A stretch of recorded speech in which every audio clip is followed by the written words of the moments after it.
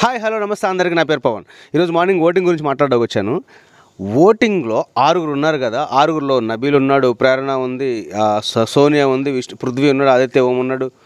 So వీళ్ళందరూ ఉన్నారు కదా. వీళ్ళందరూ ఓటింగ్లో ఫస్ట్ నామినేషన్లోకి వచ్చింది నబీల్ అన్నమాట. ఇంతవరకు నబీల్ నామినేషన్ లేడు. సో నబీల్ నామినేషన్కి వచ్చాడు కదా. ఓటింగ్ ఎలా ఉంటుంది, అసలు అతని గ్రాఫ్ ఎలా పెరుగుతుంది, ఉంటుందా, బయట ఫాలోయింగ్ ఎలా ఉంది, అతను ఆడతీరు ఎలా ఉంది తెలుసుకోవాలంటే ఓటింగ్ మీద డిపెండ్ అయింది కదా. సో అని చెప్పేసి చెక్ చేద్దామంటే ఎవరికి అందనంత హైట్లో నబీల్ ఓటింగ్ లెవెల్లో వెళ్ళిపోయాడు అనమాట. ఆ ఓటింగ్ ఎలా ఉందంటే కొడితే దిమ్మ తిరిగి మైండ్ బ్లాక్ అయిపోద్ది అంటారు సార్, అలా ఉందన్నమాట. ఎవడు కొడితే దిమ్మ తిరిగి మైండ్ బ్లాక్ అయిపోద్దో వాడే పొందిగాడు అంటాడు సార్, అక్కడ వాడే నబీల్ గడ్ అనమాట. అది ఎలా అంటే 30 to 35% వెళ్తుంది, చాలా గట్టిగా. యాక్చువల్గా విష్ణుప్రియాది మొన్నటి వరకు పోల్చుకుంటే కనుక 25-27 రేంజ్లో వెళ్ళేది. ఒరేమో 27% వెళ్తుంది విష్ణుప్రియ. సూపర్ ఫ్యాన్ ఫాలోయింగ్ మంచిగా ఉంది, గట్టిగా ఉంది, ఓట్లు బాగా వేస్తున్నారు అనుకున్నాను. కానీ నబీల్ని చూసేటప్పటికి అసలు ఒక రేంజ్లో ఉంది. 30 to 35 రేంజ్ అంటే మామూలు కాదు. ఒకవేళ నిఖిల్ కూడా వచ్చినా సరే నిఖిల్కి పోటీగా డెఫినెట్గా ఈ ఓటింగ్ అనేది ఉంటుంది అనిపించింది. ఎందుకంటే నబీల్ చూసుకుంటే కనుక నబీల్కి బయట వరంగల్ డైరీస్ అనే ఒక యూట్యూబ్ ఛానల్ ఉంది, మంచి 4 lakhs ఫాలోవర్స్ ఉన్నారు. నబీల్కి కూడా తక్కువ లేదు బయట చూసుకుంటే కనుక. PR2 ఉండొచ్చు, ప్రతి ఒక్కరు కూడా PR టీం ఉంటుంది, నబీల్ కూడా ఉండొచ్చు. అదేవిధంగా ఫ్యాన్ బేస్ కూడా యూట్యూబర్ కాబట్టి ఫ్యాన్ బేస్ కూడా మంచిగానే ఉంది. సో అందువల్ల భయంకరంగా ఓటింగ్ అనేది పడింది 30 to 35, అసలు ఊహించిన విధంగా. అది ఇంకొకటి ప్లస్ ఏంటంటే సోనియా విషయంలో, సోనియా నిన్న మాట్లాడిన తీరు, డిస్కస్ చేసిన విధానం మన నబీల్తో ఎట్టకారంగా మాట్లాడితే ఫెయిల్ సంచాలకు అంటూ, అంటే ప్రతి ఒక్కరు ఆడియన్స్ చూస్తున్నారు కదా, ఎవరు ఫెయిల్ సంచాలకు, బెలూన్ టాస్క్లో ఎవరు ఫెయిల్యూర్ అయింది, సోనియా ఫెయిల్యూర్ అయింది. సో నబీల్ అనేది గుడ్ల టాస్క్లో సంచాలకుగా వ్యవహరించాడు, కానీ స్ట్రిక్ట్గా చేశాడు, అది ఫెయిల్యూర్ కాదు. బట్ అదే విషయంలో అగ్రీ చేసింది, బాగా ఆర్గ్యుమెంట్ చేసింది నబీల్తో. అదేవిధంగా పోల్చుకుంటే కనుక ఆదిత్య ఓంగోర్తో మాట్లాడే విధానం కానీ, నబీల్తో ఎటకారంగా ట్రీట్ చేసే విధానం కానీ, అవన్నీ సోనియాకి నెగిటివ్ అయిపోయి నబీల్కి చాలా పాజిటివ్ అయిందన్నమాట. సో అందువల్ల నబీల్ చాలా ఎక్కువ పర్సంటేజ్తో ముందుకెళ్ళడం అనేది జరిగింది. ఇక అదేవిధంగా సెకండ్ ప్లేస్లో పోల్చుకుంటే కనుక ప్రేరణ 25 రేంజ్లో అలా ఉందన్నమాట. ప్రేరణకి ఎందుకు ఓటింగ్ 25 ఉందంటే, లాస్ట్ వీక్లో చూసుకుంటే కనుక ప్రేరణ అలా ఫోర్త్ రేంజ్లో ఉందన్నమాట. 4th or 5 స్టేజ్లో ఉంది. కానీ ఇప్పుడు చూసుకుంటే సెకండ్ ప్లేస్కి వచ్చేసింది. ఎందువల్లంటే యాక్చువల్గా యష్మి నామినేషన్లో లేదు. సో యష్మి నామినేషన్లో లేదు కాబట్టి యష్మి ఓట్లు కూడా తినక పడుతున్నాయి. అదేవిధంగా పోల్చుకుంటే కనుక ఇంకోటి ఆట తీరు కూడా చాలా స్ట్రైట్ ఫార్వర్డ్గా ఉంది. అంటే ఫేస్ టు ఫేస్ చెప్పేసి ఏదైనా మాట్లాడాలంటే కనుక, తనకేమన్నా ప్రాబ్లం వచ్చినా సరే ఫేస్ టు ఫేస్ మాట్లాడద్దు, అలా ఉండాలి. ఇప్పుడు మణికంఠ విషయంలో చూసుకుంటే కనుక, దోషి విషయంలో మణికంఠని నువ్వు ఒక ఫేక్ అని చెప్పేసి, నువ్వు ఒక డబల్ గేమ్ ఆడుతున్నావు అని చెప్పేసి ప్రేరణ అంది. సో అలాగ ఫేస్ టు ఫేస్ చెప్పేస్తుంది ముఖం ముందే. ఒకవేళ నిఖిల్ ఉన్నాడు, నిఖిల్ ఫేస్ టు ఫేస్ అప్పుడు కొంచెం నాంచుకుంటూ మాట్లాడతాడు, కానీ ఫేస్ టు ఫేస్ చెప్పకుండా నాంచుకుంటూ మాట్లాడతాడు, అది చేసుకుంటూ యాక్టింగ్ చేయకుండా మాట్లాడతాడు ఒక విధానంగా, టా అన్నట్టు స్లోగా వెళ్తాడనమాట. ఈ అమ్మాయి అలాగ అది స్ట్రైట్ ఫార్వర్డ్గా మాట్లాడేస్తుంది ఏదైనా ఉంటే కనుక, అది చెప్పాలన్నా సరే. సో అందువల్ల కూడా ఓట్లు పడ్డాయి అని అనుకోవచ్చు. ఇంకా థర్డ్ ప్లేస్ మణికంఠ పాపం ఇప్పుడు స్టార్టింగ్ నుంచి ఎండింగ్ వరకు పాపం వస్తానే ఉంటున్నాడు నామినేషన్లో. సో అతను సింపతి వర్కౌట్ అవుతానే ఉంది. దాంతో పోల్చుకుంటే కనుక గేమ్ కూడా బాగా ఆడుతున్నాడు. సో గేమ్ తీసే పని లేదు, గేమ్ కూడా చాలా బాగా ఆడుతున్నాడు.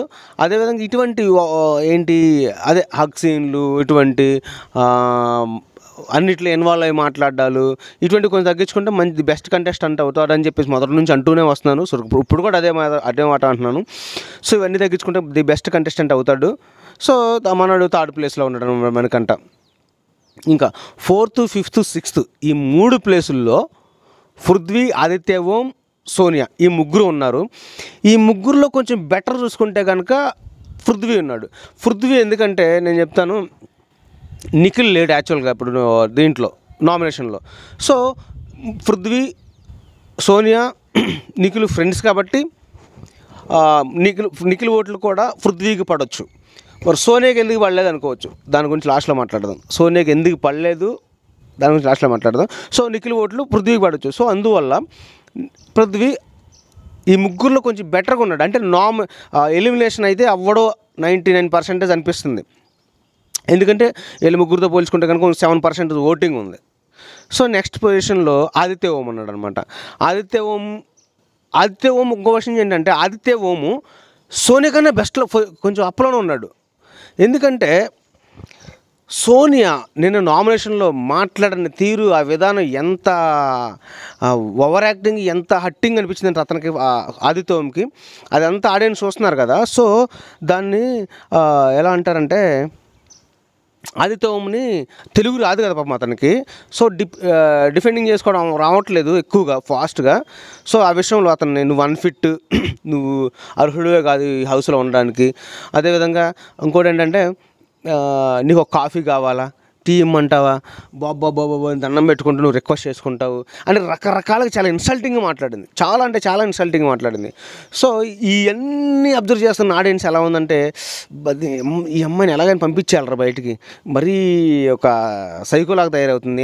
నాకు నేనే తోపు, నాకు నేనే ఊపు, నాకన్నా ఎవరు బాగా మాట్లాడలేరు, నేనే బాగా మాట్లాడతాను, నాకన్నా ఎవరు గేమ్ బాగా ఆడలేరు అన్న విధంలో మైండ్ సెన్స్లో ఉండిపోయింది.